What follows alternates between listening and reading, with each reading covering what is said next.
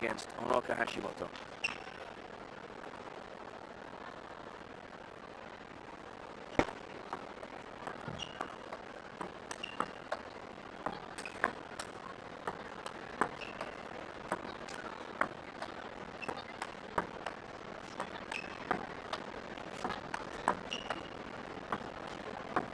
Good is this already? Shot count. 25 in the first. Did someone say expedite? It's been a long enough night already, this. So it's a possibility. Because Honoka Hashimoto is more of an aggressive defender than Hatton. Seems to be more unlikely, although we did see the expedite goal between Hashimoto and Miwa Haramoto at the star contender in Brazil, for Guazhou, where Takahashi's partner, Calderano, won his 10th WTT title.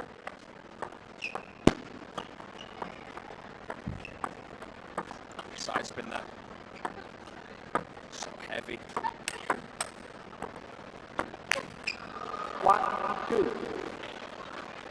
Put the cherry on top there, Honoka. Ironic, given what she'd done in the rally. Takahashi popping up the touch and getting away with it, to be honest.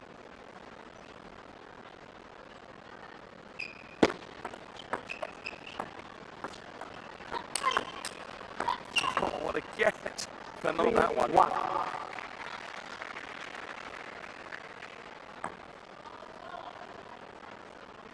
Let's have a, I was just looking up the expedite again there, just in case. But you're right. She does attack more, and therefore it's less likely to happen. We'll explain it at some point if we see some really long rallies again. We did see it here in Macao at the Champions.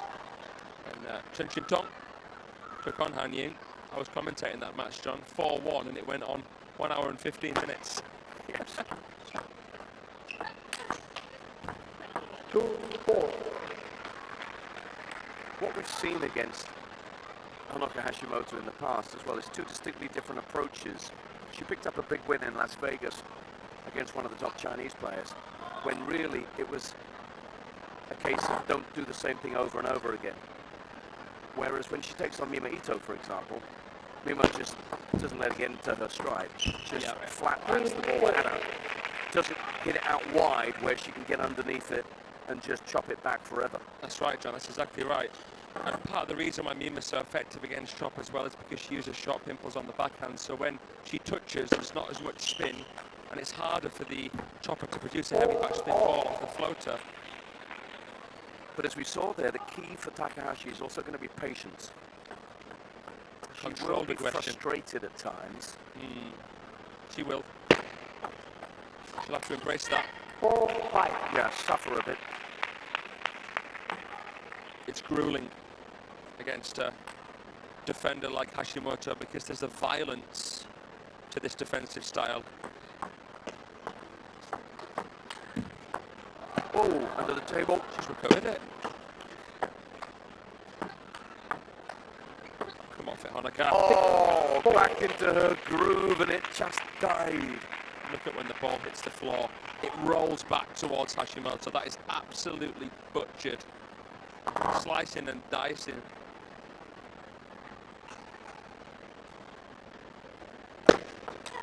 And the serve is so intimidating. High toss backhand serve, and it can come at you so quickly. Both of these players high toss servers. But the serve of the attacker usually becomes a bit more redundant against the defender, because it's probably going to come back anyway. Tempted to go for more long serves if you're Bruna. She might just have strung together about 5 points in a row here, I think, the Japanese player. She was 4-2 down. 6 then. Incredible. Big move.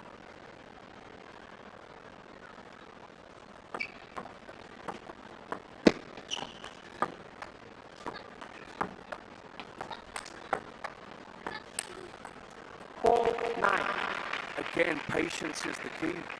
She's being frustrated here by Hashimoto, who's enjoying herself. I think Bruna feels like attack is the best form of defense. Her attacks are quality, but she's going to have to back herself to push a little bit more.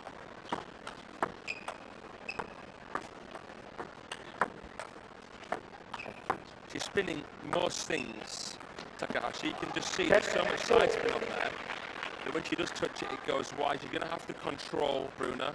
She's going to have to try to bring Hashimoto in and out, take her outside to side, pick her moments to go into the middle. She's got to do so many things right here, the Brazilian. The craft of Hashimoto out there for all to see. And she has 5 game points here.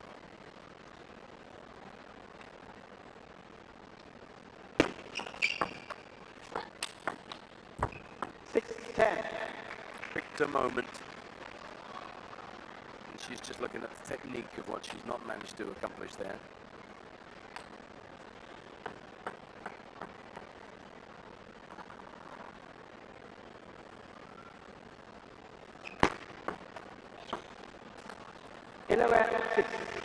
She's learning the hard way here, Bruna Takahashi, that there are certain things you can't do against Hashimoto. And she's tried to do them a couple of times, notably there. She'll learn, but it has to happen quickly because the first game has gone the way of the Japanese chopper.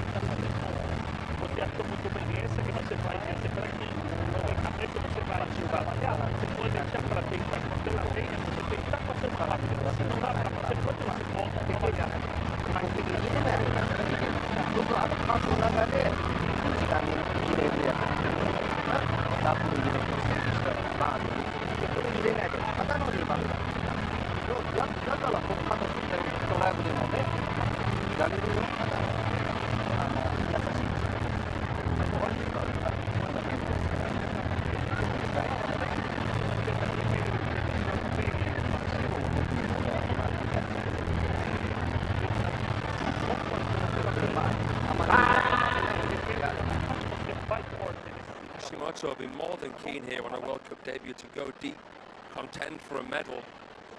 As I must say, she hasn't performed at her very, very best in recent history at the biggest events that she's featured in. First game, from behind, she began to expose Takahashi. You know, if you're Bruna here, your timing has to be perfect when you come into touch, when you wait for the ball, when you decide to take it off the bounce after receiving a fishing shot from Honoka.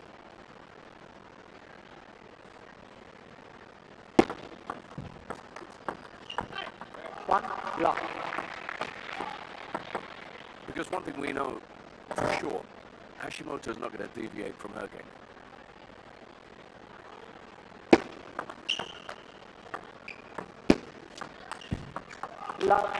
She's got this lovely phlegmatic ability.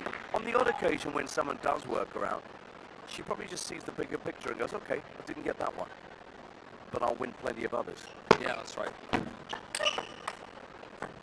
Oh, drops. Double bounce. Because she knows that she must never not believe in her own game. Never compromise on what she does so well. She has what so many players are looking for. Persona and identity. She knows herself. She's comfortable in her own mind.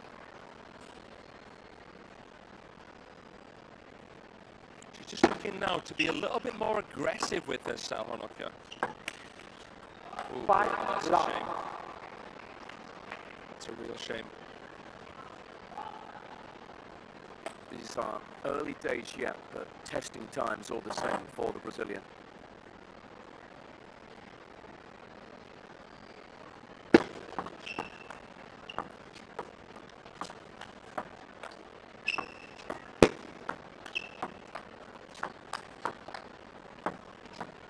This is better.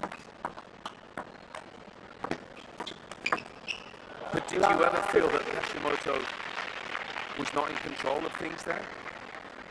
It was tightly contested, but no. And then when the chance presents itself, she's so good at that.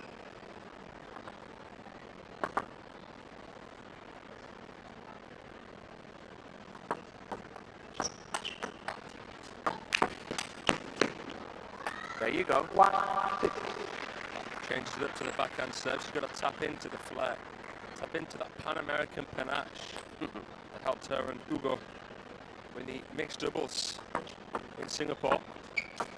Yeah, but also in her own right as a singles player, we've seen a lot of really good signs from Bruna over the last year or so. Some great results. Europe smash. Yeah. Beat Japan's top player. Yeah. Niwa Hashimoto. Probably the winner of her career so far. 7-2. But this is another kettle of fish. She's finding this hard.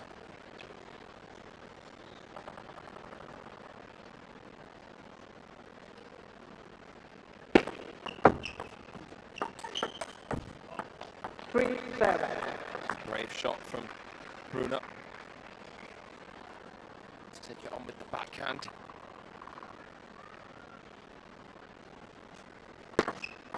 Changing up the serve, side spin from Honoka. Scyther.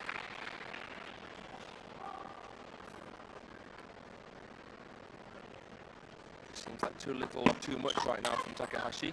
9-3. Case in point. She's caught between a rock and a hard place and needs to figure out conclusively what the game plan is going to be. It's so hard to generalize because Honoka is like a chameleon. Yeah. Yeah, you're right. It's not all the same. It's a series of different challenges, but his job's being made very easy right now. 7 game points for Tulav.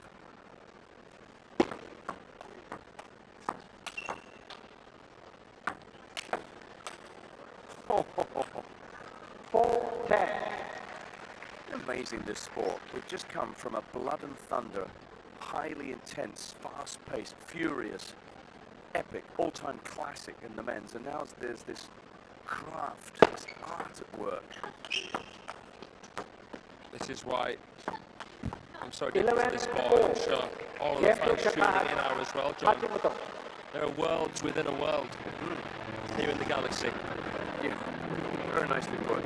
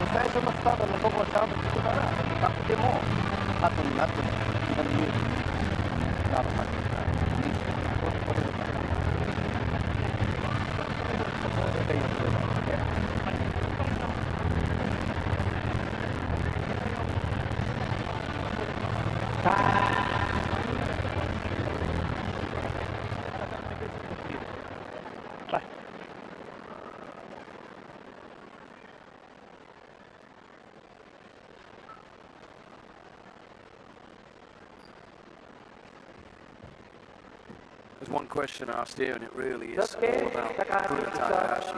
What can she come up with? How can she try to cope with Honoka Hashimoto? Something she's failed to do over 2 games thus far.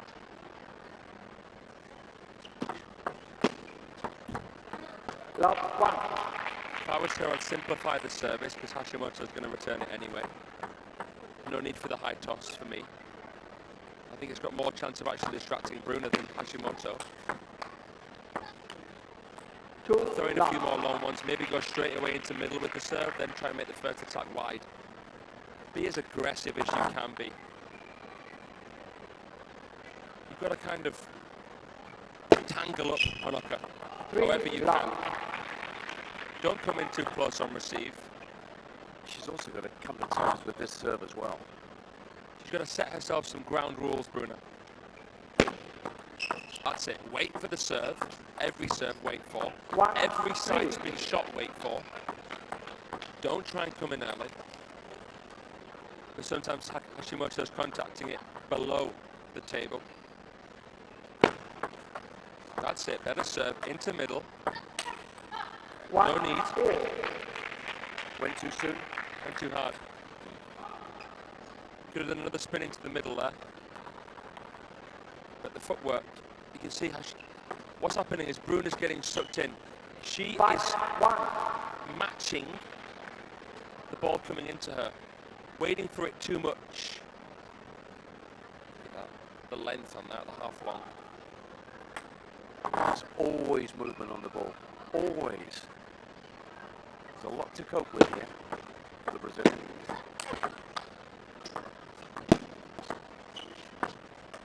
Look at the feeling. Who's better to watch in the women's game?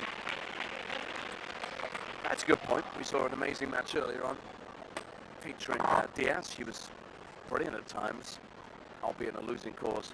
But that little skip in is classic Honoka. Beautiful to watch.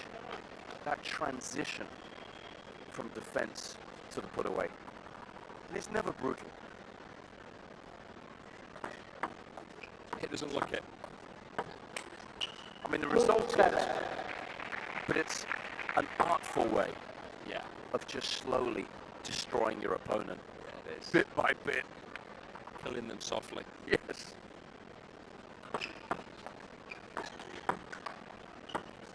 I've seen Hashimoto take out even some of the smartest players in the game, aka Ju Yuling, in straight games.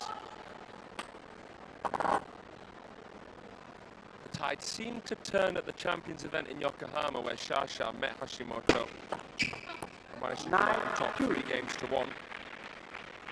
That was when Wang Yidi managed to beat Hashimoto after Honoka's success against her at events smash level.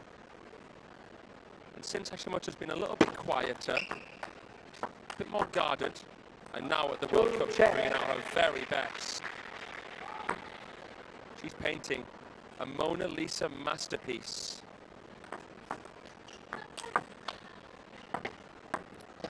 Oh, she can't get to that one. But, no matter. She's nearly across the line again in this one. Oh, there's too much to deal with for Bruna. And just like that, she's within a game now of progressing here. This has been a gentle, quiet, utterly ruthless performance, if that's not a contradiction in terms. 11-6, 11-4, 11-3. It's accelerating towards its close, this match. We've seen absolutely everything today. But one thing I don't think we're going to see is the expedite rule. Yeah. Not at this rate. First game gave us the impression it might happen, but no, I think you're right there. Remember, this is the final quarterfinals berth up for grabs, and should she carry on the way she's going, Honoka Hashimoto will face Wang Manyu in the quarterfinals. I will have a little think about that if it becomes likely.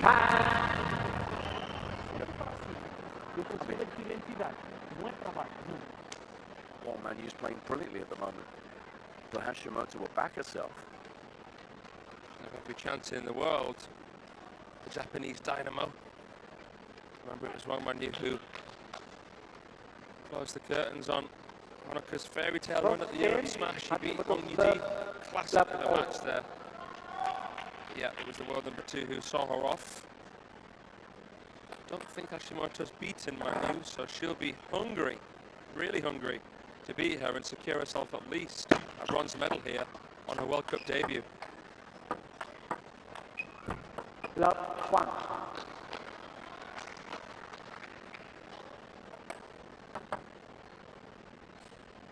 Yeah, I can confirm that. It's a 3-0 head-to-head between Hashimoto and Wang Manyu. But we'll come to that later. 1-all.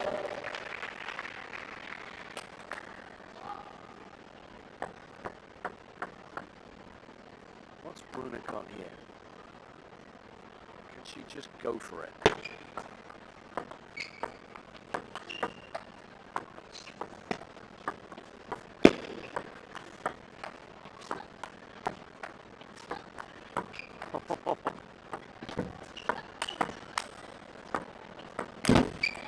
Patience the key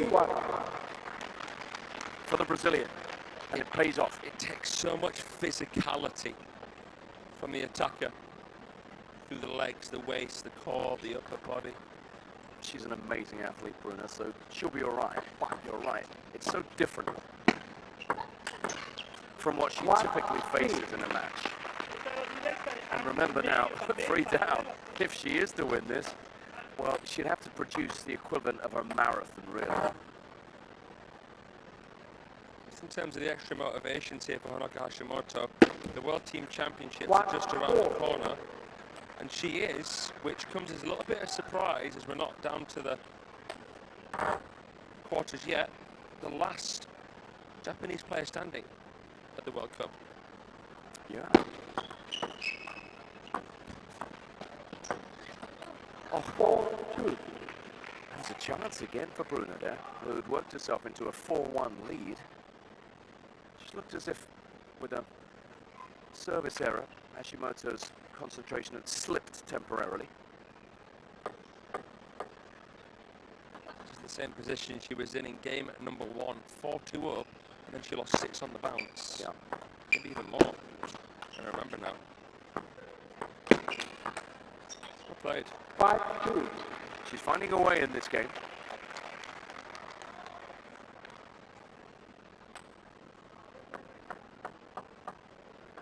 See, there she returns one of the fastest shots that's come away. It's the slower ones that she struggled on. 2-6. She's giving herself a chance here. Just the faintest glimmer of hope for the Brazilian.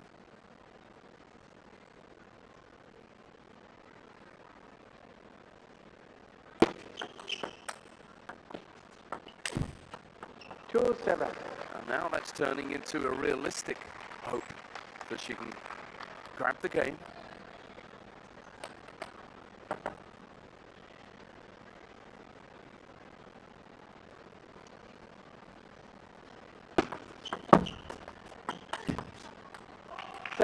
Three.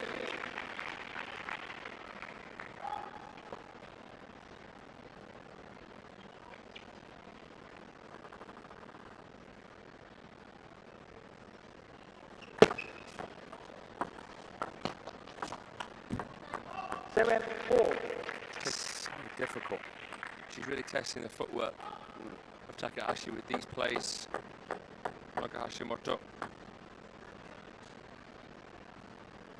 She's so good at knowing when you've planted your feet too soon. She'll change what she was originally going to do to increase the pace, up the ante, went across the back of the ball to produce more speed.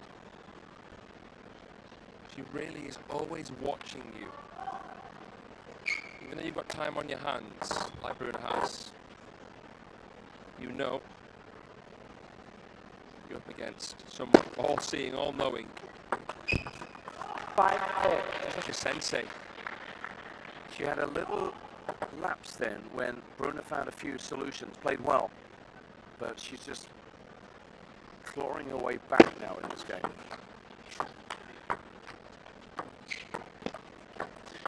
Oh, look at that. You talk about footwork, and talking about the challenge of Bruna's footwork, but Honoka's was just exquisite there. Look at this, skipping into the table, and then once she gets there, delivering that. Piercing. Mas a veces empezava a veces não. I wonder there's a timeout call. Tudo bem, ou você presta atenção para baixo, se não tenta cumprir de volta e ver se ela ataca o que você fez. Mas não muda nada, só tua identidade, o que a pessoa é, porque você é uma lutadora e feliz de estar aí dentro e desfrutar. Quando tem chance que você vai fazer essa coisa, em vez de angular ela para lá, poder ir mais no meio. Sabe, quando você sobrou, vai angular para lá, ela sai com você mais no meio ou paralela. E outra coisa que pode fazer quando você sacou, você está fazendo muito bem esse. A vez que você vai fazer, você vai ver esse curto, comprido, forma que seja comprido. Você viu que ela vem de esquerda, porque ela sabe que tem um efeito. Então, às vezes, você saca e quando vai fazer, você vê ele curto, comprido também. Pode pegar com ponto com isso. Ao principal, como você encara o prazer de encarar a briga. Vamos pegar.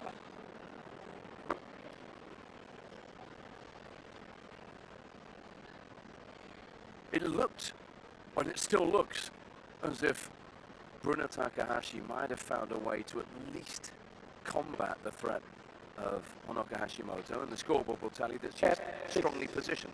But there's been a big comeback here from the Japanese player.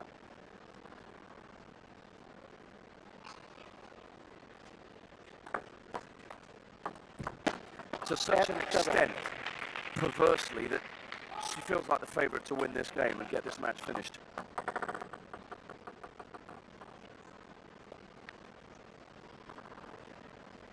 Seems like Bruna's playing at Honoka's training pace. She's so comfortable, Japan's dynamo. Oh, she needed a bit of that, didn't she? Big break, left Honoka sprawling, but she took care of herself there. I don't want to take anything away from the legend of Pan America. Brazilian, best ever, but she's not doing enough.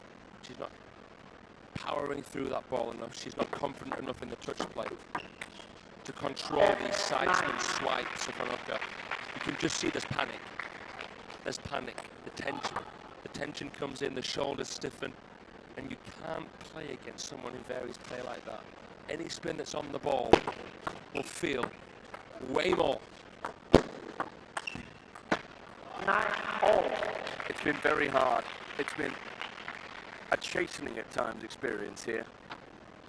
Faced with something that is so different, so challenging.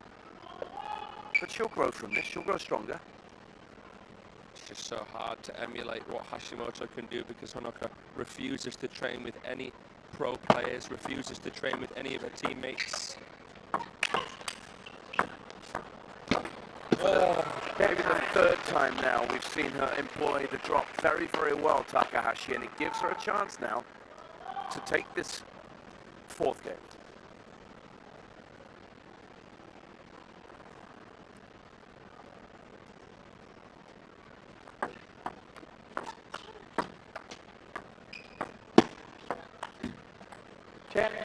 But that chance goes a-begging. Into juice we go in the most, by some way, fiercely contested game of this match.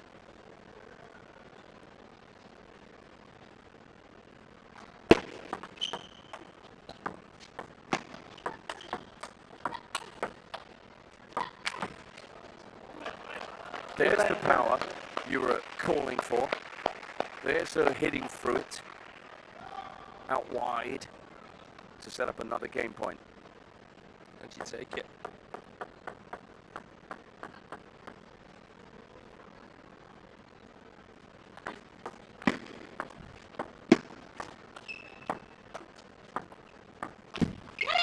She can, you know.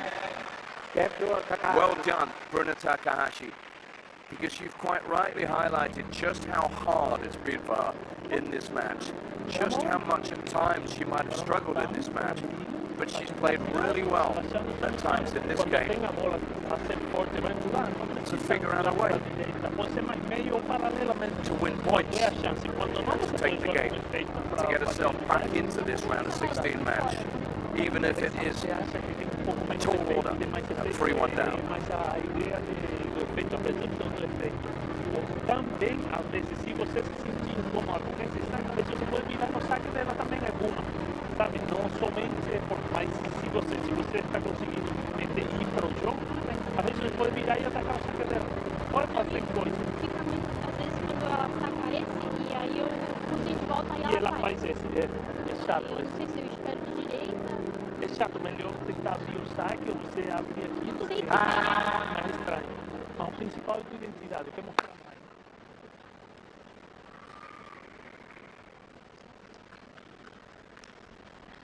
As much as we've been raving about the game of Honoka Hashimoto, she'll be disappointed with herself. Bruna upped her game, and Hashimoto lowered hers a little bit, lowered her guard a bit, lost concentration at times there. She can't afford to do that again. Oh, Takahashi will be back at her.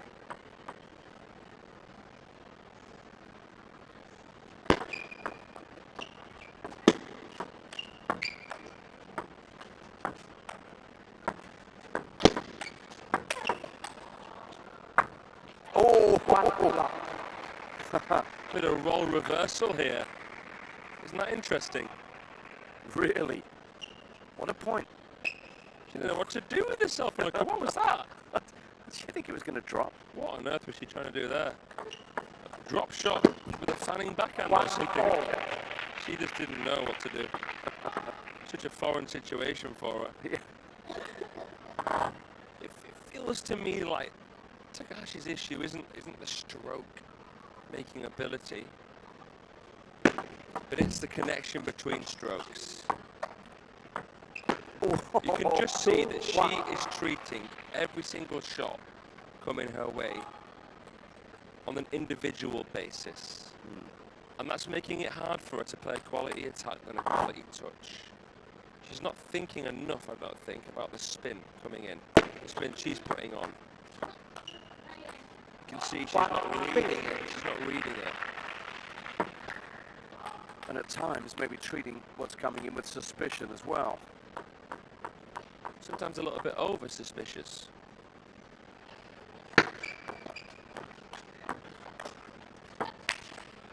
I mean, you can't blame her for trying to play the slap. It was high, but with the whole table to work with, it's a poor error. He's got a busy night ahead of him. He'll have back-to-back coaching assignments, yeah, with Hugo to come. 5-1. And the problem is she's now second-guessing herself. We saw the slap, then we've seen an attempt to touch. It's hard. These are the problems that Hashimoto poses you. You have to be so relaxed against Honoka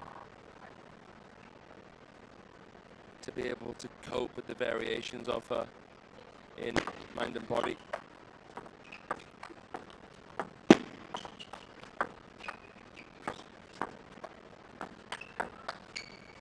I don't think that as an attacker you work on consecutive touches and pushes a tenth as much as you do open play timing with attacks. I imagine Takahashi was practicing push to push, some touches and stuff like that. It's more the reason that she's losing this match than the attacks themselves. Yeah. I mean, she came off the back of one very well constructed point then, previously, but loses the next. Oh, she's going for it. She's bananaing this ball. Just showed you how she does it there with the shadow play. Yep. Contacting it on the way up near the edge of the rack to generate additional spin. That's a tell for the attacker. Honoka comes through the ball with the chop or whatever it is, contacting the ball with the middle of the medium pips. There won't be as much on it. F3. Really love the way Hashimoto gets backwards and forwards. She'll get drawn in, but she's straight back in anticipation. And a quizzical look on the face of Takahashi. Ooh. Just lances that one off target. But she's got to the point in this match now where she's going for winners to win it.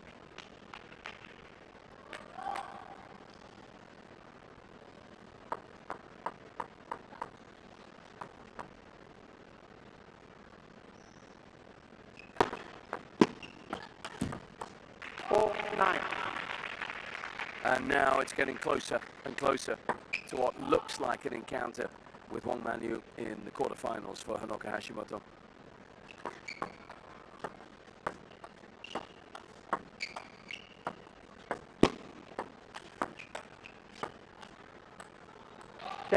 Because she's on the brink. Dropped a game just now, but now has 6 match points to move on from the round of 16.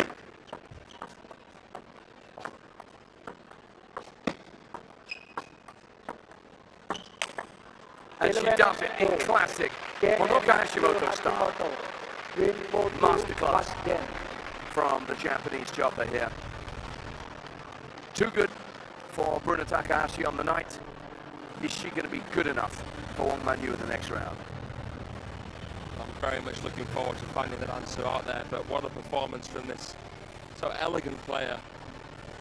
Hashimoto's through on a World Cup debut. Very well said, sir. Here you go, the winner. And it was a classic piece of play. Wasn't far back off the table this time, but she sets it up, and when the chance comes, she puts it away.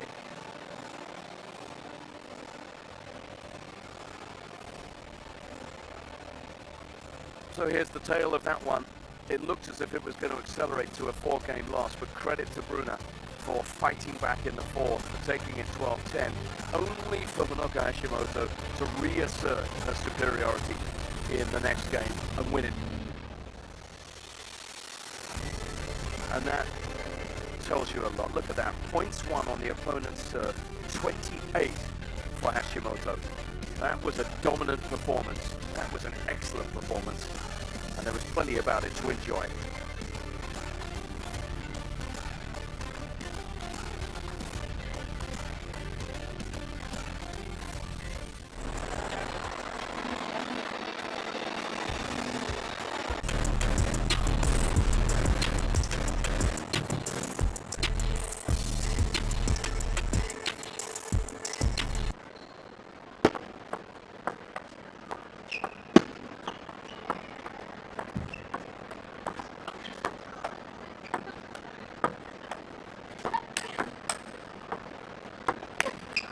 One, two.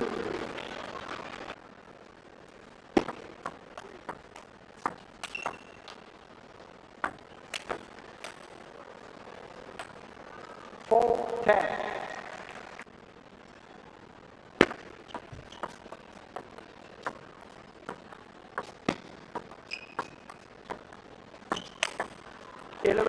Four.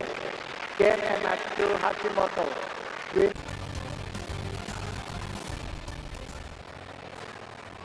So that was the way that we completed the quarterfinal draw here at the ITTF Men's and Women's World Cup Macao 2026. Hashimoto's name slots in next to that of Wang Man Yu. Earlier on, Hannah Goddard in incredible scenes, setting up an encounter with Sun Yingsha. So that's the way the women's draw looks. There's one spot remaining in the men's quarterfinals. Will it be filled by Japan's Shunsuke Togami, or will it be the reigning World Cup champion, Hugo Calderano of Brazil? We'll find out very soon as they're on their way.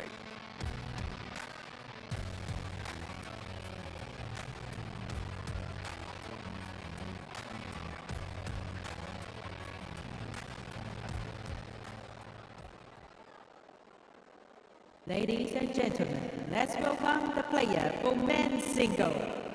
欢迎男子运动员入场。 Representing Japan, Shunsuke Togami. 24 years old, mercurial, talented, aggressive, and a player who's given Hugo Calderano tough times in the past. This is Shunsuke Togami, but now he takes on a man making a title defense. Representing Brazil, Hugo Calderano. And here he comes, the man whose life changed here in Macao, China, a year ago when he won the World Cup, when he fell to the floor at the enormity of his achievement. And now he sets out to double up. But to get to that final and do that, first he must progress to the quarterfinals in our final match in the round of 16. Here he is, the thrill from Brazil. A man whose presence at any table almost guarantees entertainment. But I'll tell you this, any match between Togami and Calderano also comes with a guarantee of entertainment. In terms of their head-to-head, they've met 5 times to record stands of 3-2 to Calderano. And in all but one of those matches, the scoreline was also 3-2. He's won the last 3. They came at the Saudi Smash 2024, in Incheon the same year, and a star contender in Ljubljana in 2023. Only once has there not been a 3-2 scoreline, and that was their first ever meeting back at the Team Championships in Chengdu in 2022, when it was a 3-1 win for Togami. Just saying, this one has every chance of going a long, long way. 試合全体として取れたら結構ラリーの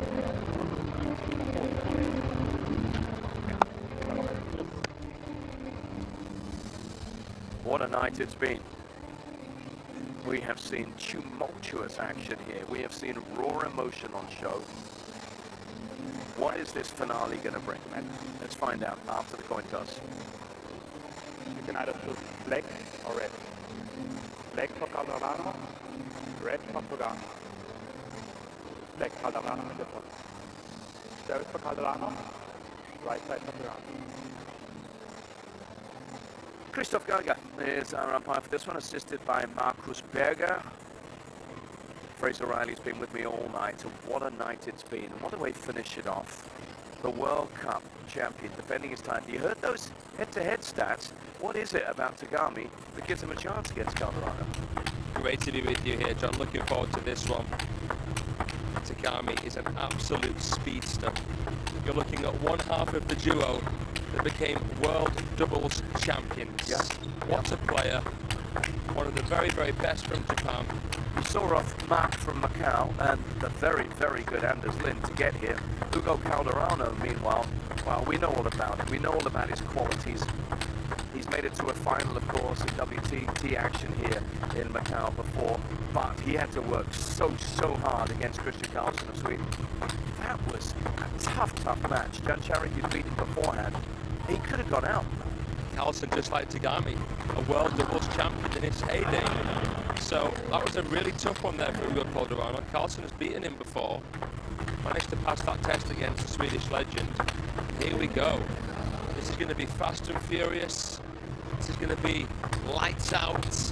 And what a way to take out the lights tonight at the Galaxy.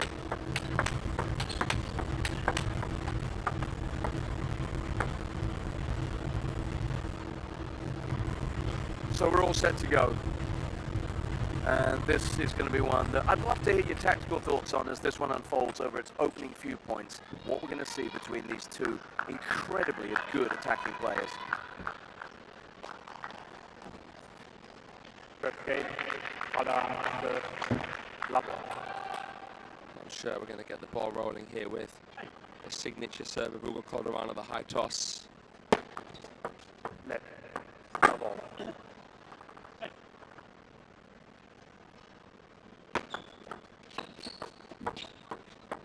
Both of these players strong on both wings.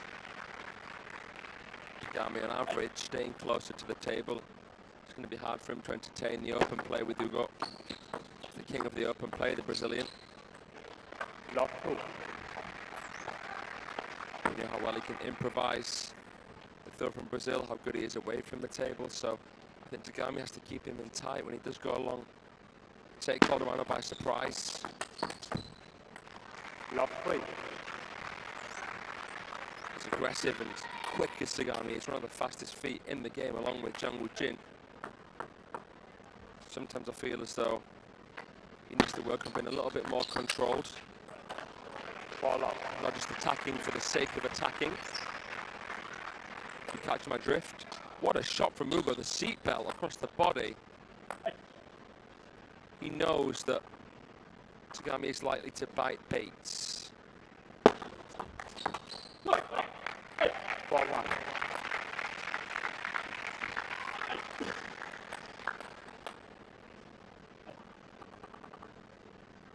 This is, of course, the first time these two men are meeting in a best of 7. 1-5. And that makes a big difference. I think that in a best of 7, it makes it tougher for the underdog. I think we've seen more upsets in best of 5 game matches. 1-6. It's only the World Cup, World Championships, and the Olympic singles where we get the pleasure of watching these beasts battle it out in best of 7s. Calderano is just shredding through Shunsuke here. Flick came. Look how quick he is, how athletic he is, Hugo.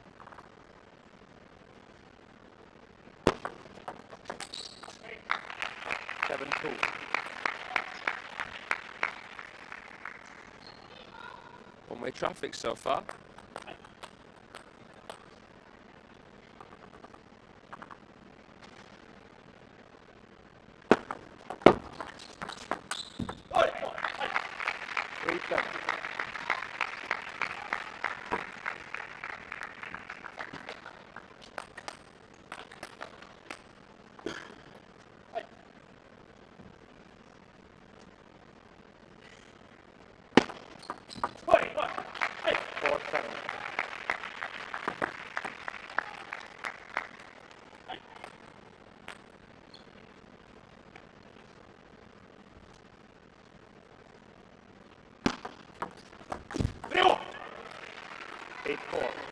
Big reaction from Mugo. Became the first ever man outside of Europe and Asia to win this World Cup. A Pan-American man had ever made the podium before. He went straight to the top. Despite not ever winning anything higher than a star contender event, the WTT Tour, he then made the World Championship final in Doha. Involved in an epic against Liang Jin-kun, which he won in the 7th. 9-4. Taking on Wang Chuqin. Ended up overcoming the Brazilian there.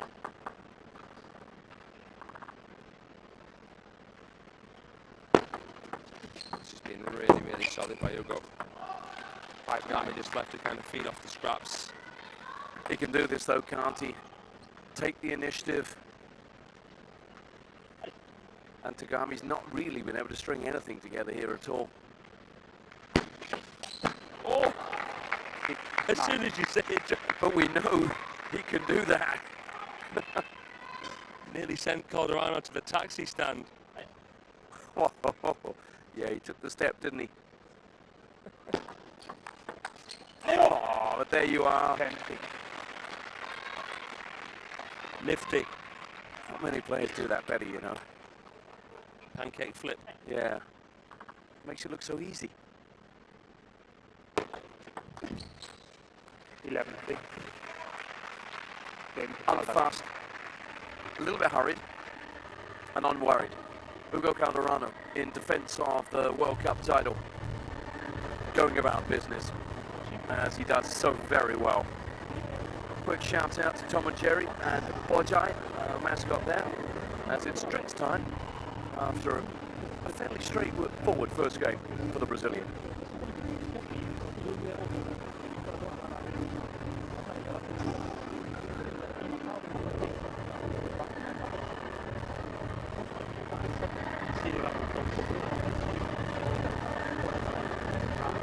There you go, let's have a look at this.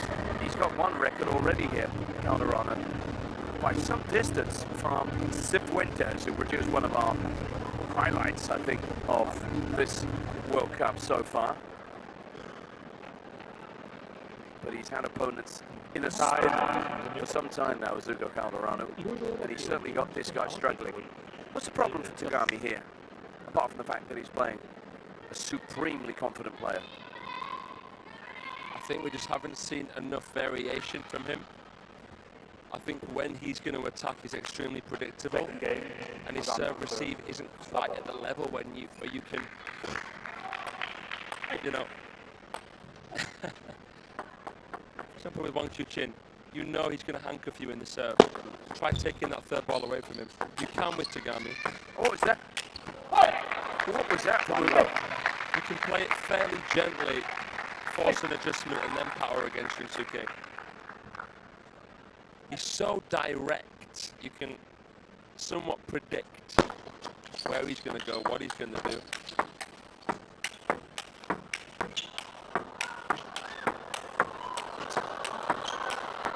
Oh, that's wonderful, though. Whatever else we see in this match, let's have a bit more of this. Found the transition zone.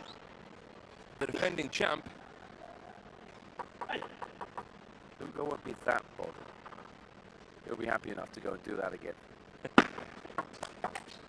That's good though. Love 3.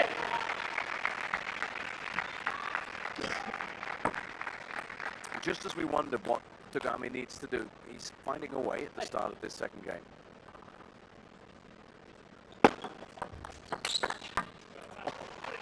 Made it a little bit too obvious. He's like a viper, isn't he? He strikes so quickly, you barely can react. Yeah, injection of pace. It comes in the blink of an eye.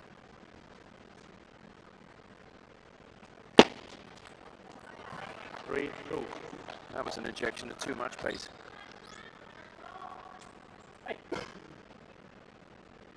Twitchy, he's vibrant. He's a bundle of energy. Kinetic energy, Tagami. He is, isn't he? There's a similarity with Kawakami.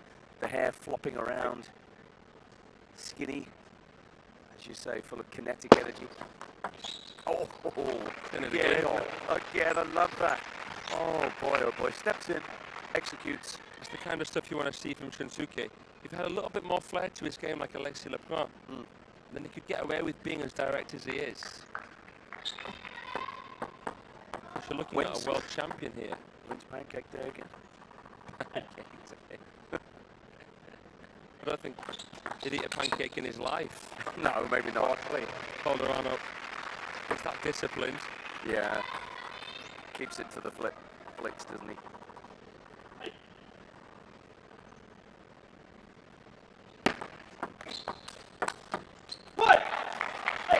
Ball. Tighter. This time around. Comes with this all or nothing approach, Shunsuke. You know you're going to have a scrap on your hands when you see you've drawn him. You know there's moments where you're going to be under fire, where he's going to be quicker than you. 5-4. But if he gets on a hot streak, you're right. He can be a problem here because of his sheer attacking prowess and maybe the unpredictable creativity that he brings as well. I wouldn't call him very creative myself. I think that's what's missing from this game. But he's found a couple of angles in this game. He's done things a little bit different. I think the fact that he's so quick and the way in which he winds back is so beautiful that you're worried about where he might go. Yeah. But it's not often you see him fade or hook. 4-7. Path, the flight, the balls that he hits are either direct or arcing. Not often too much side spin. Yeah. Which means he does have to rely on the angles and maybe just changing things up and down a bit. Because Hugo will assimilate and execute. There. 7-5. Actually, there wasn't too much wrong there really from Hugo Calderano, was there? That was beautiful.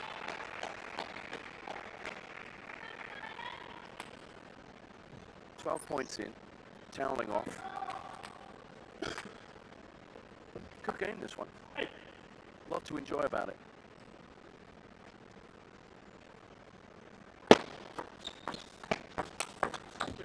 Like that. 7-6. Yeah, if you ever wanted to prove to somebody who didn't believe table tennis was a sport that it is, you'd show them a match like this. To really physical players. The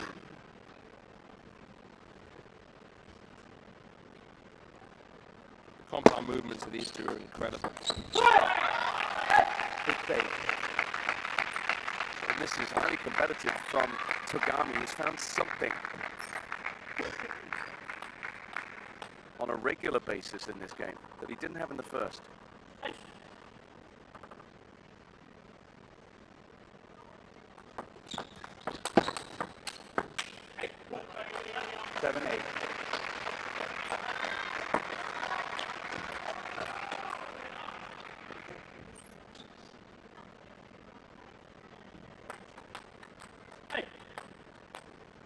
Table tennis player, you need to find ways to buy yourself time.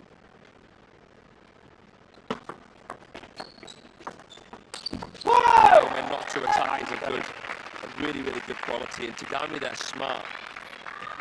shutting down Calderano by a quick push. Yep. That was brilliant decision making, much more like it here. What about number 21? His fans are building up their hope as well now, getting behind him. Oh, 9-8. it's never a good time to do that. But he's put himself in a strong position here. Another serve to come. And he can't serve his way to the game now.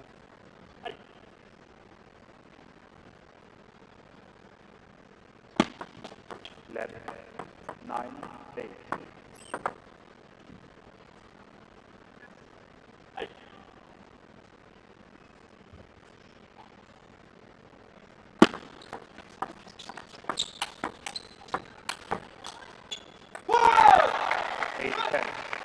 See what you mean when you say it's not necessarily creativity, but what he's doing is he's executing what he does with the arc or the drive very well. Footwork, which is the most important thing in table tennis. 2 game points to level it up here.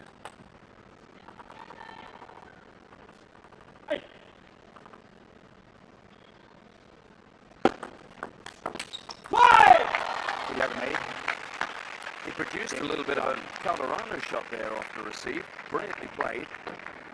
Dismissive shot. And it takes him level in the match.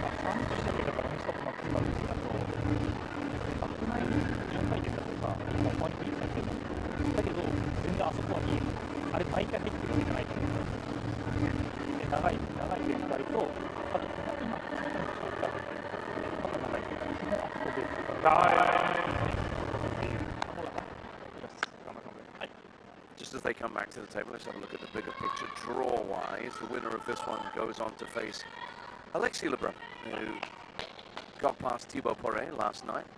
In fact, they finished off last night's session just as these guys are finishing off tonight's. And they finished it off with a lot of fun. And Alexis was in all sorts of trouble early on in their match. And fascinating post-match interview said, I was not playing at an acceptable level. And I told myself that I'd be out of this event unless I changed things around. And boy, he did. Came through with a 4-1 win.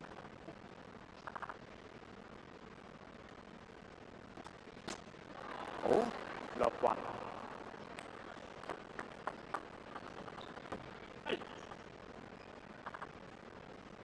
Calderano, if he does get through to Gami, he'll be fancying his chances. He defeated Alexis Lebrun at the Olympics in Paris.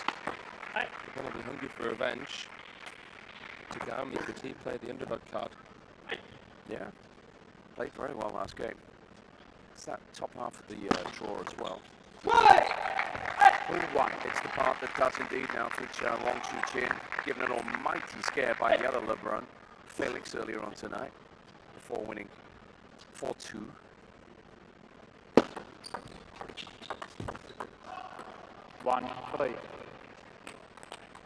It's a refreshing look to the men's game at the moment. Almost every big event, you're seeing something different happen. I mean, Chu Chin's something of a constant, but it's a whole cast of players hungry to win. An event like the World Cup is bringing out the very, very best in these guys. You can see so many players playing their absolute best game. Yeah. They know how important this cup is, how far back it goes.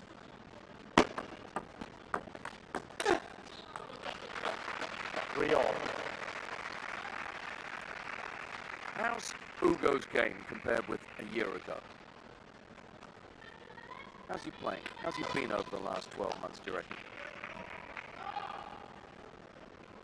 I think if you asked him, he wouldn't be best pleased. Game or results?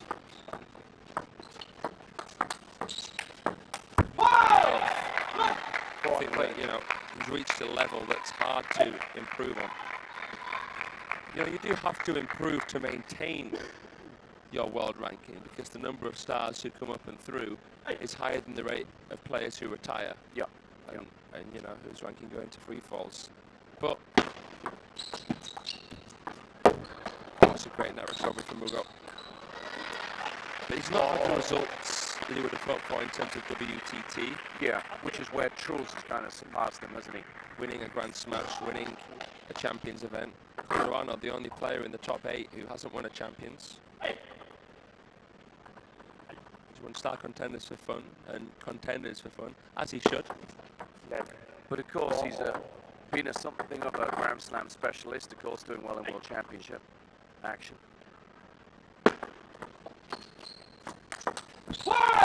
His best results have come in the Grand Slam events, ITTF, World Cup and World Championships. That is for sure. He's got 10 WTT titles, by the way. Hasn't won an event since. Fittingly, he won in Brazil.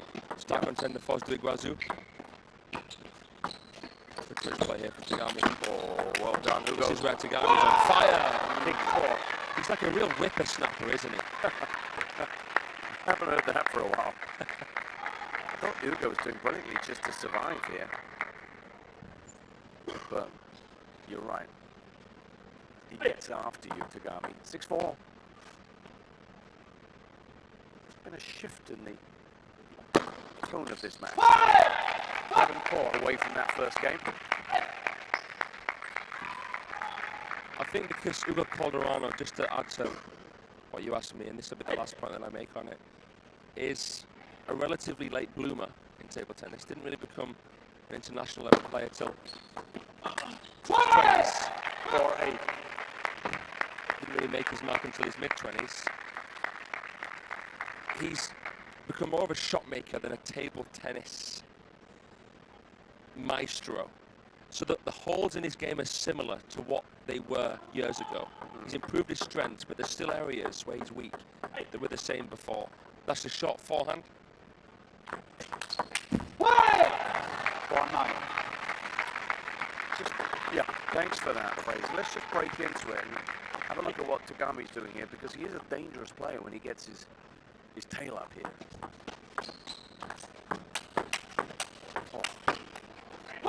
He'll take on anything right now. He is absolutely crushing it. He's rapid, absolutely rapid. This is what we know about Tagami.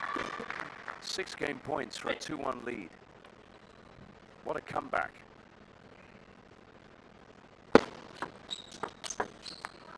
Oh my. There's only one player who's at it at the moment, and it's the Japanese. Nice. Goodness me. As he heads back to his coach, the first 3 words you hear are nice, nice, nice. で、あんだけ長くいるから、止めても、ちょっと動いたとしても、相手が止めたっていうから、やっぱり絶対長いと思う。で、今、結構やっぱ、チキータせずに、どこもね、点取って、チキータだと全部点取られてて、で、チキータもししちゃった場合は、バック絶対詰めてくるからすぐ乗る。だけど、今、基本的にチキータいらない。だけど、もしかしたらもっと横とか入れてきたときは、チキータ使っていいけど、それまでは全然今みたいな。バック前に誘いサーブでも最後みたいにポンと止めたら、あそこまではバックで入ったりなかなかしてこないから。あとやっぱあるとしたら、ちょっとやっぱフォアにピュンって長いボール来たりとか、そういうのもうちょっと散らしてくる可能性はあるから、そこだけ注意して、あとは全然いいです。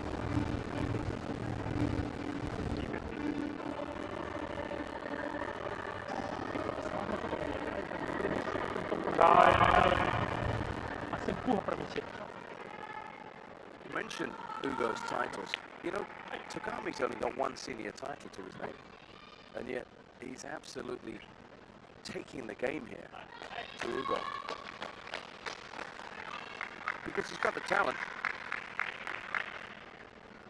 In terms of international singles titles, just the one. He's won 2 Japan National Championships across the World Doubles Champion. But yeah, why couldn't he win more? Yeah. With the level of his movement and his power. Right. His recovery. It's a mystery, man.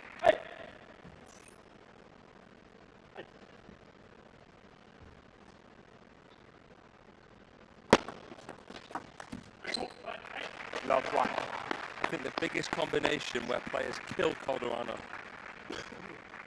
is touching his serve and pushing ball long to backhand without showing that they're going to do that too early.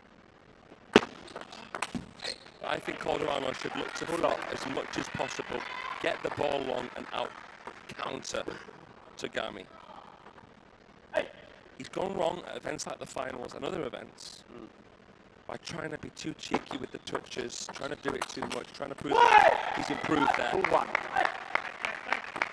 It's an ego thing.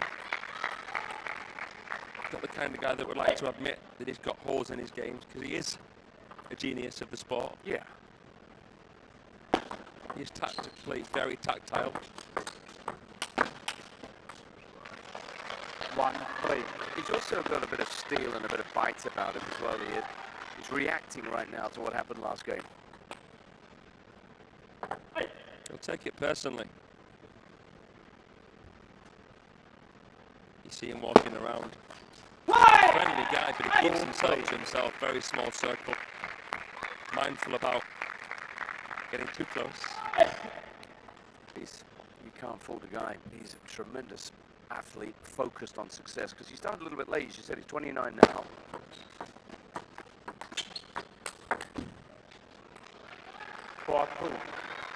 And he's somebody to whom things come very, very naturally.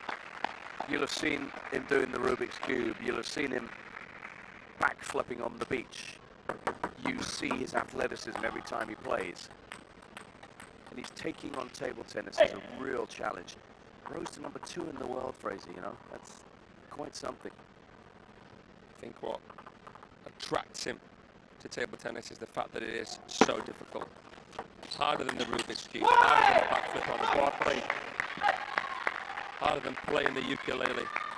Yeah. It is the most, in my opinion, difficult sport in the world to become a world number 1 in.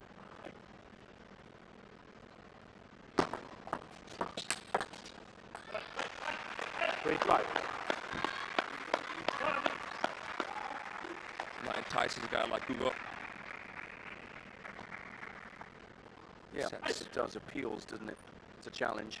Sets such high standards.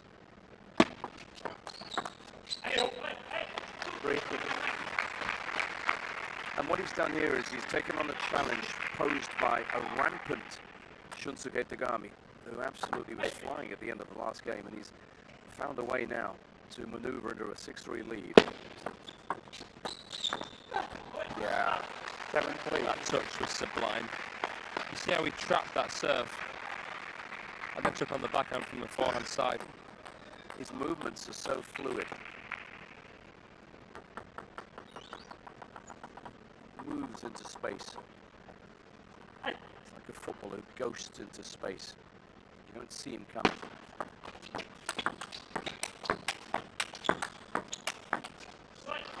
Tremendous.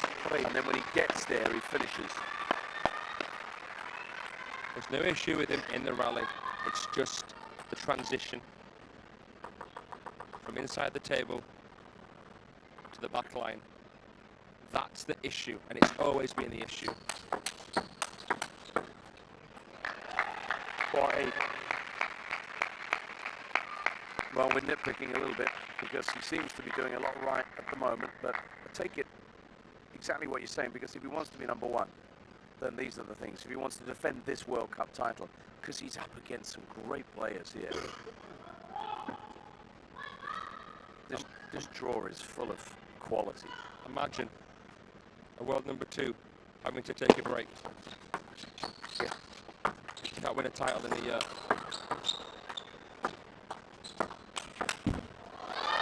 Yep. 4-9. Yep.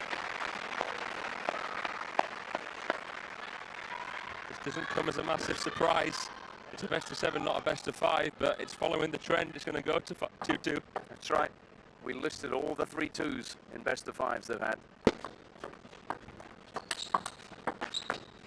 Clever from Calderano.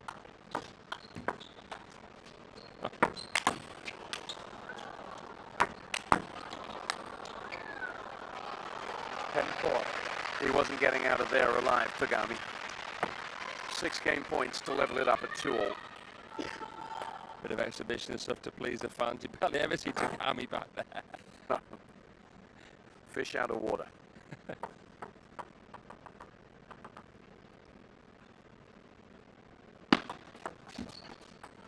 And there it is. 2-2. Game Alderano.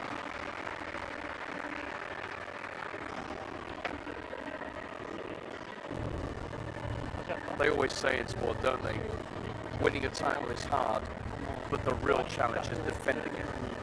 And it is a challenge for Alderano, but he is so up for this. He will fight and scrap all he can. He's done just that. And it's now 2 apiece.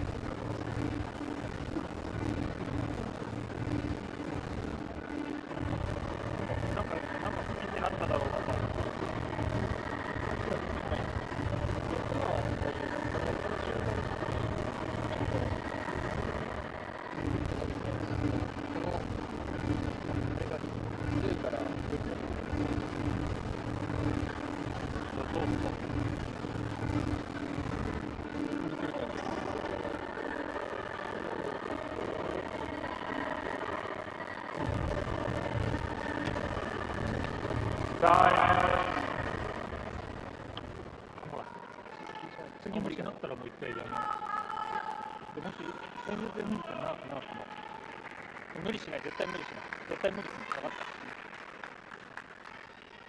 little bit of a physical ailment maybe there for Tagami. Just that left leg looks pretty heavily strapped.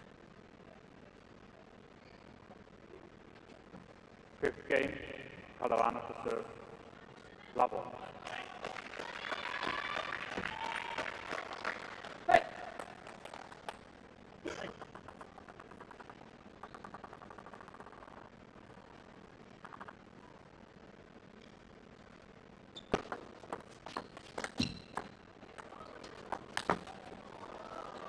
Invited to attack, and he did.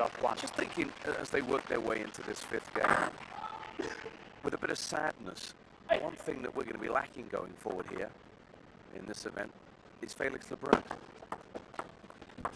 Obviously, the moment 2 nights ago, when the draw was made and his name came up alongside that of Wang Chu-chin, we knew that one of them would go. But it's poignant, isn't it? It's just the nature of sport and draws. But boy, he was so good today. It's cutthroat. 2-1. And it is a shame, because I think for a lot of the non-Chinese fans of the rest of the world, Felix Lebrun, the biggest hope in a sense. You know, he won the Champions Chongqing. If anyone's going to go along and win a World Cup and turn up in a semi and a final, it's Felix Lebrun. But you know, you can play an incredible event and lose.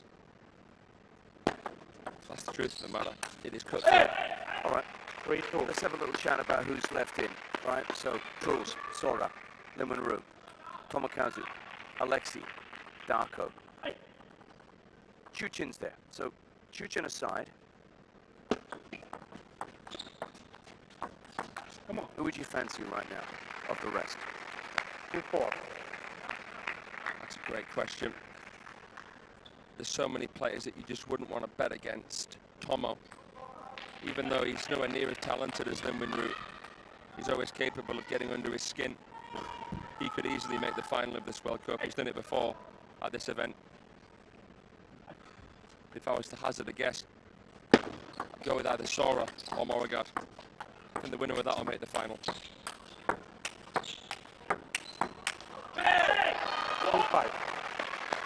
Yeah, you can make, based on what we've seen over the last 12 months, a very compelling case for either of those players. But then again, Lim Wenru's been in sublime form. What happens if he gets past Hashimoto? 5-3. Will we see a repeat of the semi-final last year, Alderano Chu-chin? What were you going to say? Sorry, John. Yeah, that top half looks as if it's shaping up possibly that way. But then again, Darko Jorgic and Alexei Lebrun might have something to say about it.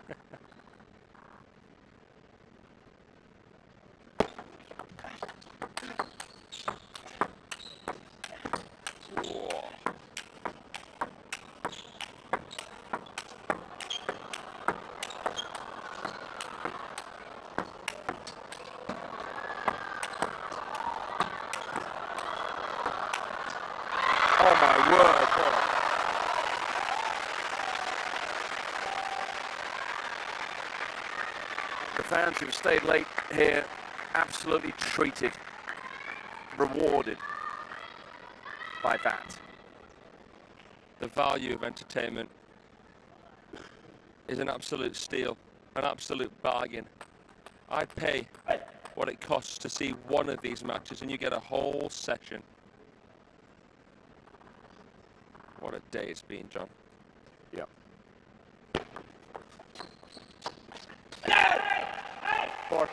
Big fight here from Ugo Calderano. Again, neck and neck with Shunsuke Tagami.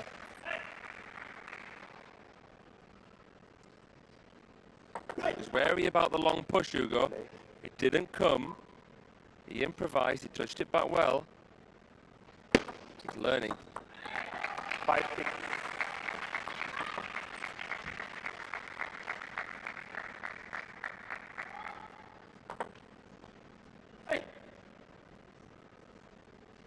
He's so over the table, so got off the half long, Ugo. So predatory. Sometimes he finds himself too close to the table at that instance, but he managed to spin it shallow. Yeah. Got himself out of trouble.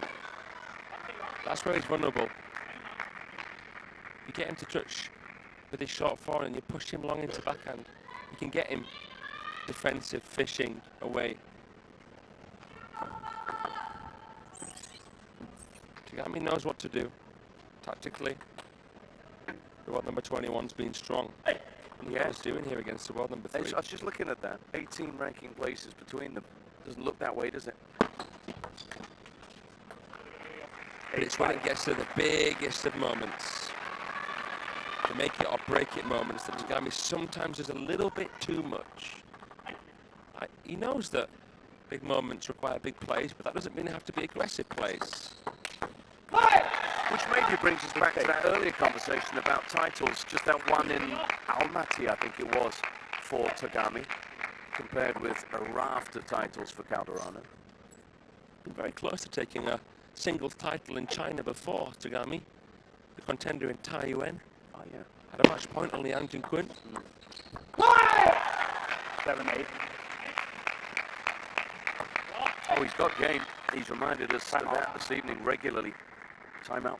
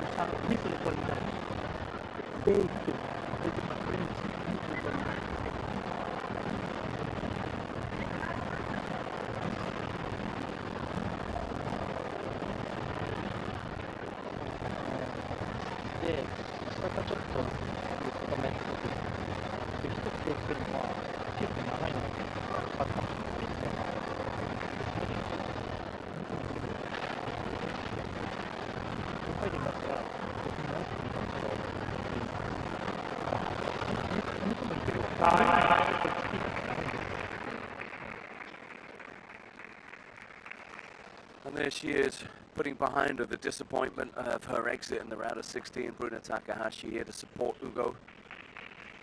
And this is a big moment in this match. 2-all, 8-7. Decided to take the timeout, which meant that Tagami managed to get a bit of treatment. He'll be glad of that.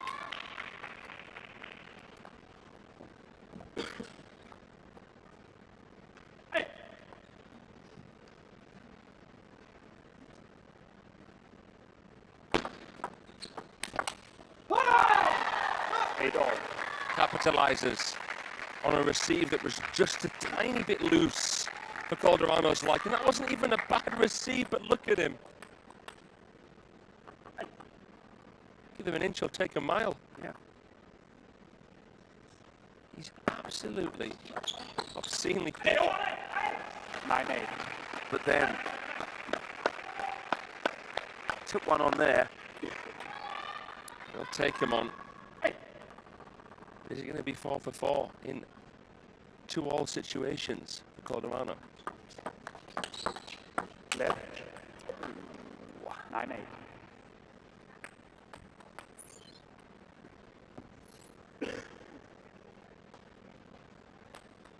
hand raised, Tagami. Yeah, fair enough. Just a little bit late.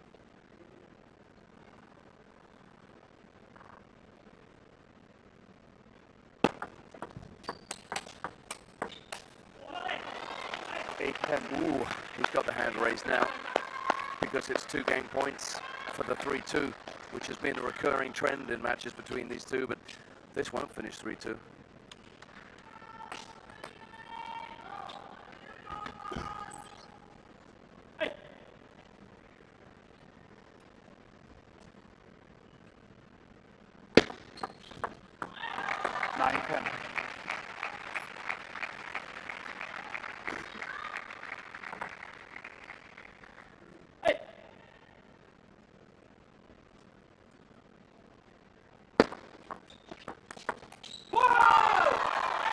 Well done, Shinsuke Tagami.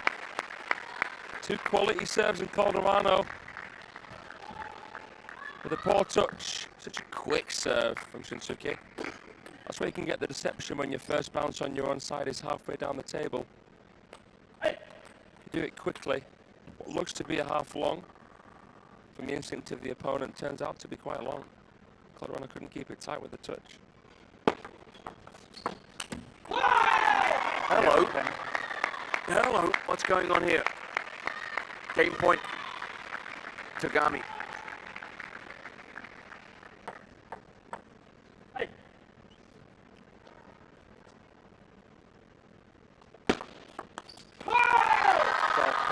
Oh my word. His World Cup title defense just got a lot harder for Ugo. And this is what we've seen from Ugo. I don't want to rub salt into the wounds or kick him in the shin after that tough loss of the game, but I must say, he's struggling to convert in some big games, in some big matches. He had match points on Felix Lebrun in Chongqing, don't forget. He can still do it, but he's just made it hard for himself.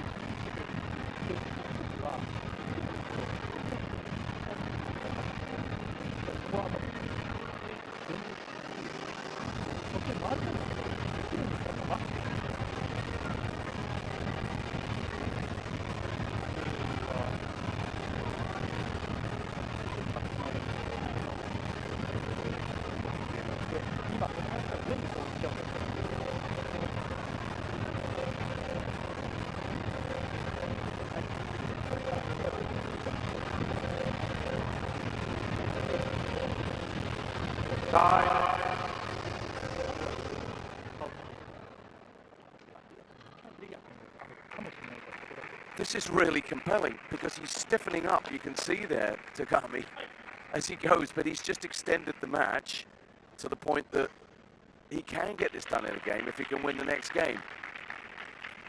Calderano is going to have to do it in 7 if he's to win this one. Tell you what, the French macho man, Alexis Lebrun, is going to be praying that Tagami can finish this. Tagami to serve. Level. Because he would much rather play the Japanese, I can tell you that for free. Japanese is also going to be feeling the effects of this as well. He's just flexing that left knee, which was getting a bit of treatment earlier on.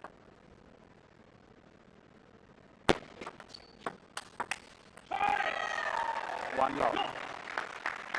All right, Hugo, come on. He treasures this World Cup. He's not going to give this up lightly. He's going to fight tooth and nail from this point on. One blinder of a backhand. I'm always amazed at how he does. He's running one way and he flicks it the other way. Beautiful to watch. So good.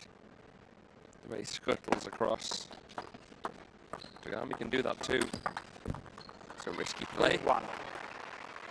A long push to forehand.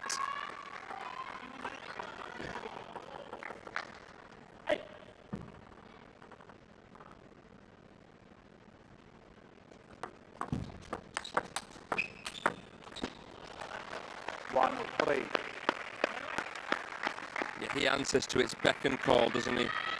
Calderano, he was in tears after he became the champion. Yeah. He was reminiscing of the Olympics, coming so close to getting to the final. Not winning the bronze in the end, losing to Felix Lebrun. It was so difficult, and then winning that World Cup, that was, Oh, yeah. wow. Magic. 1-4. When you look at the recent history of success and the players who've won it, for his name to pop up as it did, it was incredible. Unprecedented. Yeah.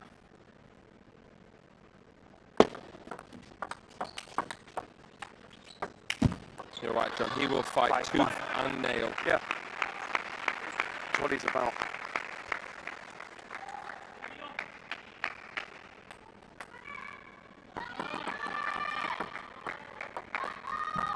He's shambling around the table here, Takami.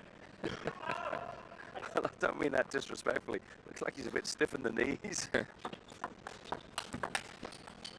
know if bending down and doing that is going to do it any good at all. Yeah, that's right. It's a good job he doesn't carry any weight, but all the same, he's disadvantaged here.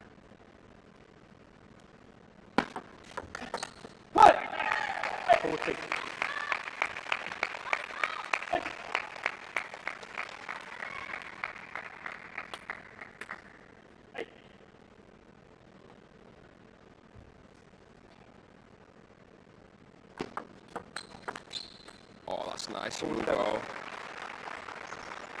Really, really crafty. He's played this game so smart, hasn't he? Hasn't got carried away, hasn't gone blasting and blazing.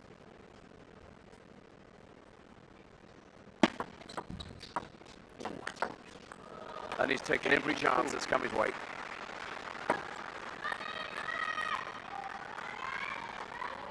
They always end up in deciders, these two.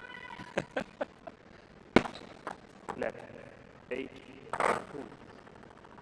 I told you this right at the start of the match. Might as well have just started in game 7. That's right. Ooh, 8, 3. peach. Game's not done yet, though. This is where it all fell apart, really, for him. Last game. He was doing well. A couple of game points, didn't he? He started to be a little bit too cheeky with it. He likes to handcuff, he likes to touch, then he likes to finish with a big power shot, Ugo.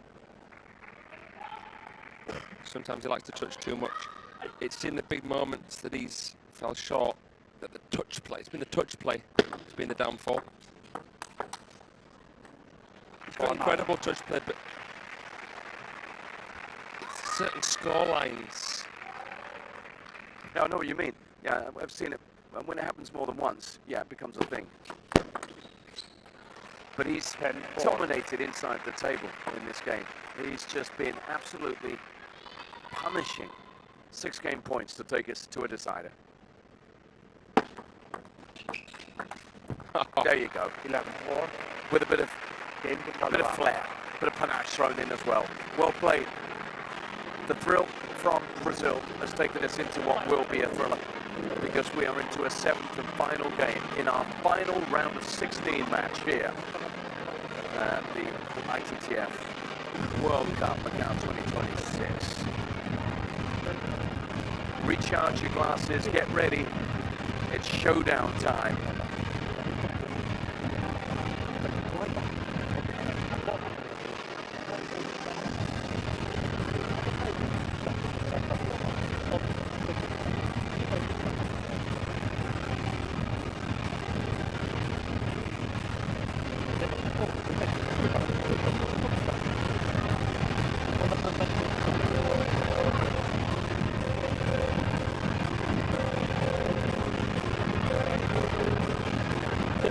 Vamos lá.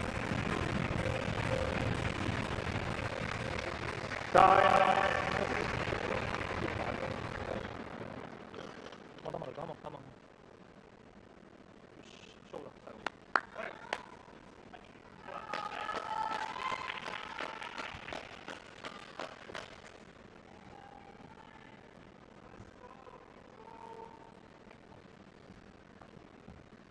Dream of the title defense. Still alive, but this one a bit too close for Calderano's comfort. Takami get one of the best wins of his career so far. put him in contention of a World Cup medal. Alexis Lebrun waiting for the winner. Just like Tagami, he's never medalled at the World Cup before.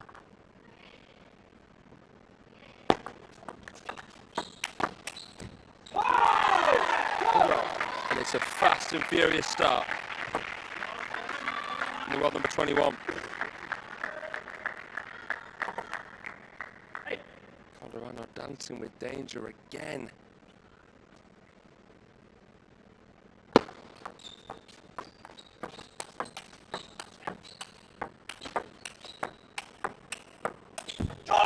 Unbelievable.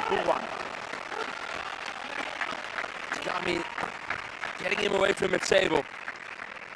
Big bomber backhand of Hugo.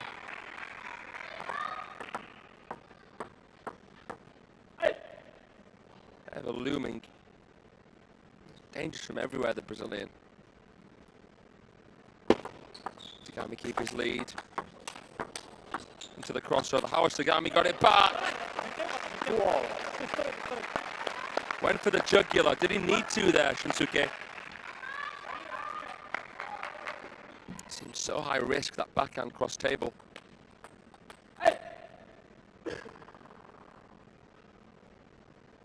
Calderano levels.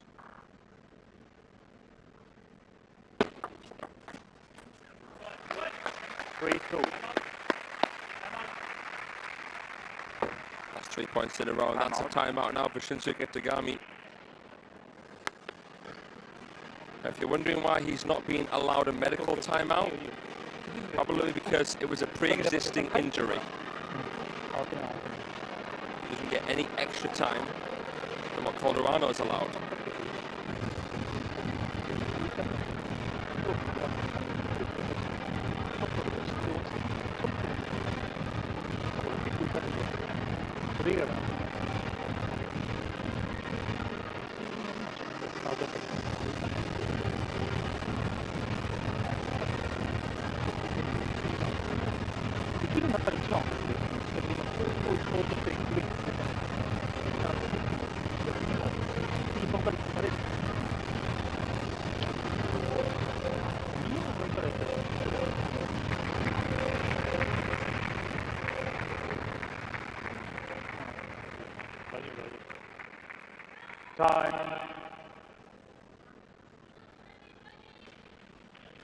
A slender lead. 3-2, ironically enough, for Hugo Calderano. A scoreline that defines meetings between these two, but it's 3-all. Who will make it to 4-3? Who will make it through to the quarterfinals? 3-2.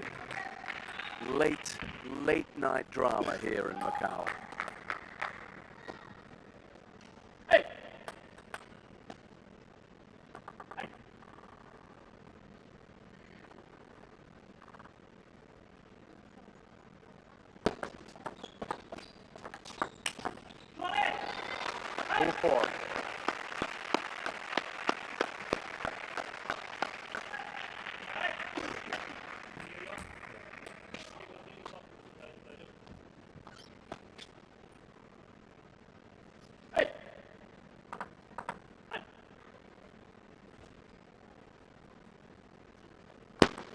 Net 2-4.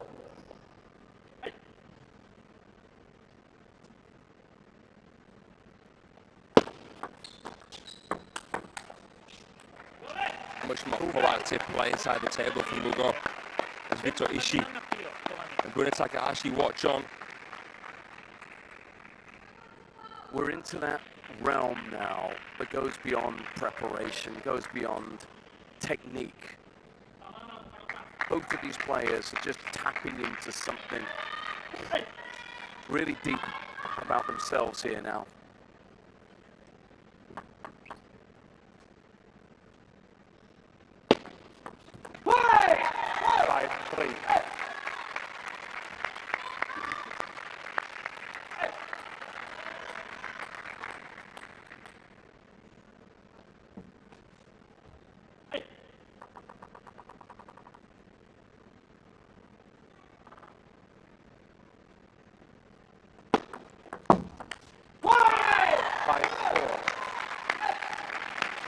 They're not fated, ever, these two, to have anything but a neck-and-neck match.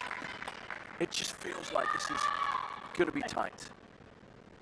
I think they're so similar in terms of the way in which they play, tempo-wise.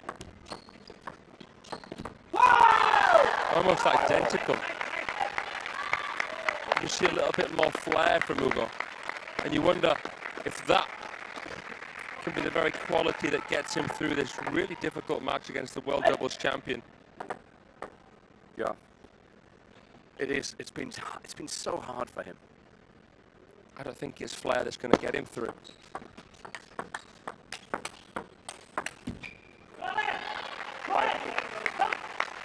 Decision making is going to play a big part in this, isn't it?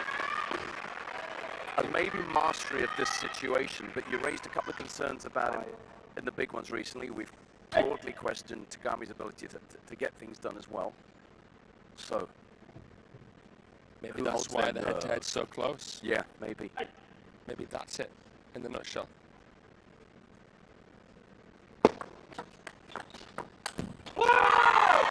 Big ball. 3-all, 6-all. We're wringing every last drop of entertainment out of this evening. I hope you're enjoying this as much as we are. What a night, what a match this has turned out to be. Everything on the line.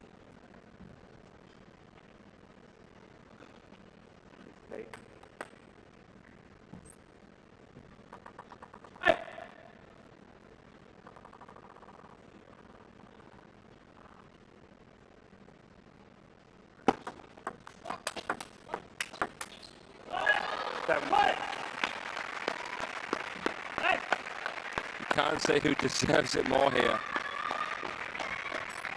You'd feel for Tagami coming so close once more, but not having a medal to show for it. But you'd also feel for the Pan American Prince, the reigning champion, if he couldn't see this through.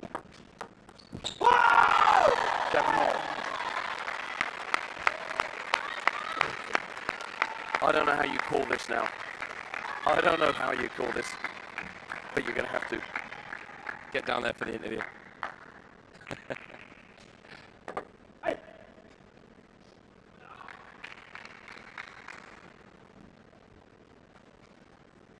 Man, what a day it's been.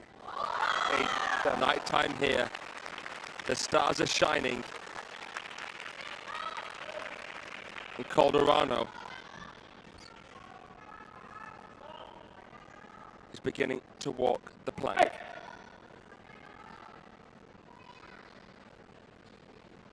Could Tagami cast the defending champion out to sea?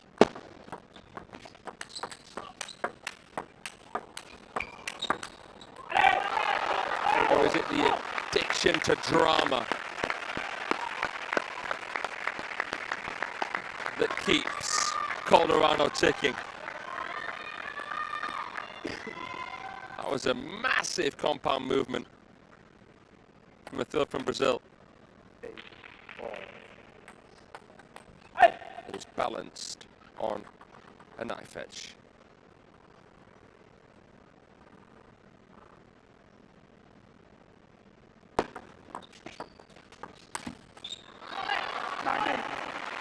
He looks down at the rubber, too erratic, Tagami.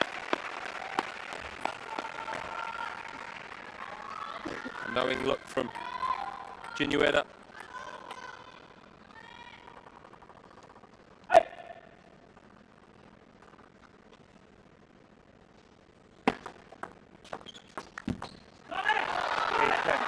And it's 2 match points for the reigning champion, Hugo Calderano.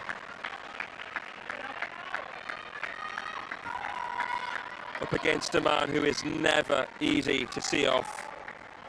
Shunsuke Tagami serves back with the world doubles champion. A serve for survival.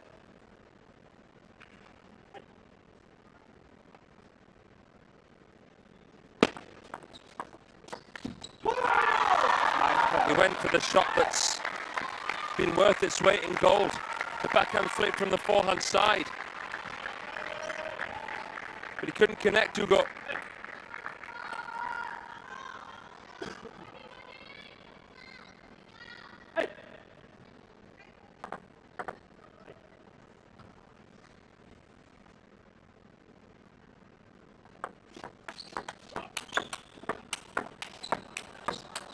What a point. Oh my goodness. Lights out table tennis. 10-9 in the 7. Tagami still going. The thrill from Brazil. Hugo Calderano is on his back. He's got a way to go here if he's to defend his championships. He survived a serious scare against Shunsuke Tagami. Oh my goodness! They threw everything into it. That is one of the best match points you will ever see. But it's the Pan American, the history maker,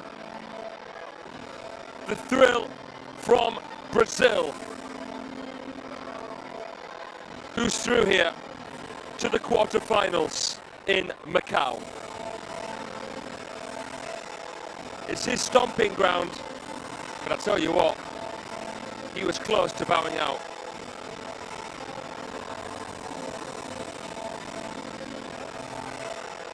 He'll be delighted, he'll be relieved, Hugo.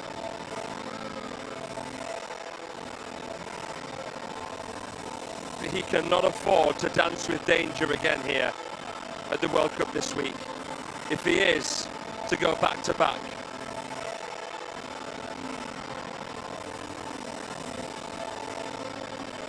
A showman and a showman in the end there.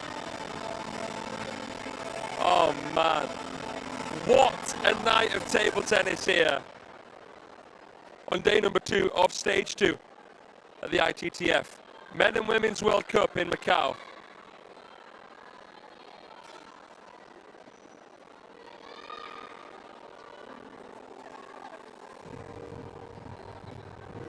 We're going to get to hear from Hugo right after a little break, where we can enjoy some of the highlights from that titanic battle, one of many today.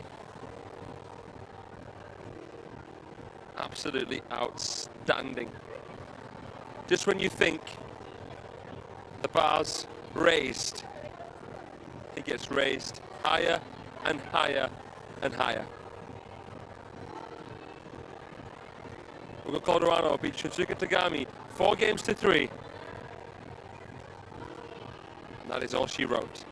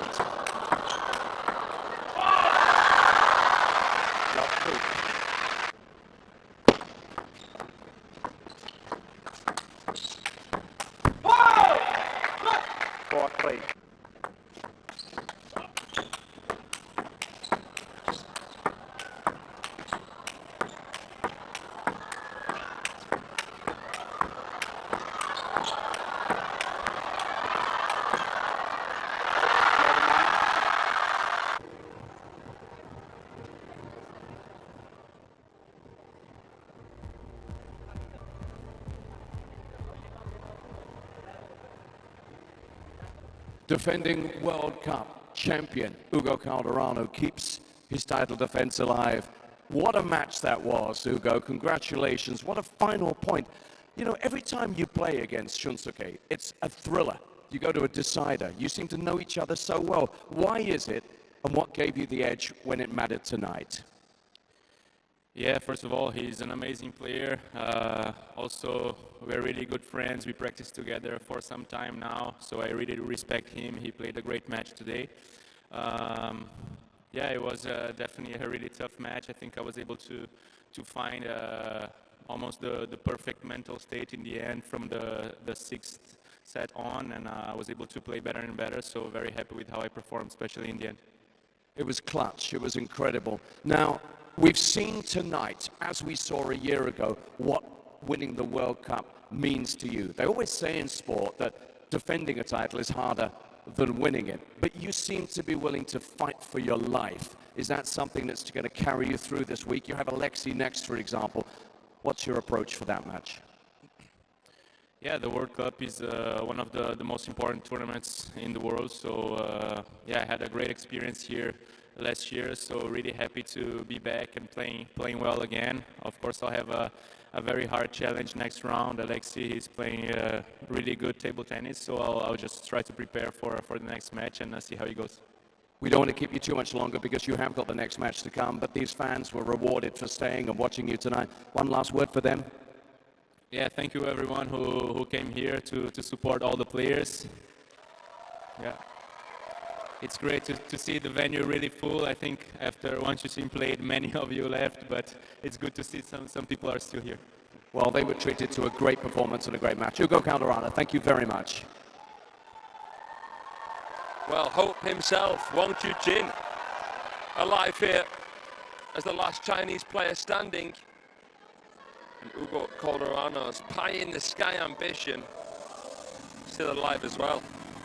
Will we see repeats of last year's semi-final? Will we see another showdown between Lionheart and the Thrill from Brazil? Well, they're both going to have to get through their quarter-finals. Chuqin playing Jorgic, Calderano playing the European champion Alexei Lebrun.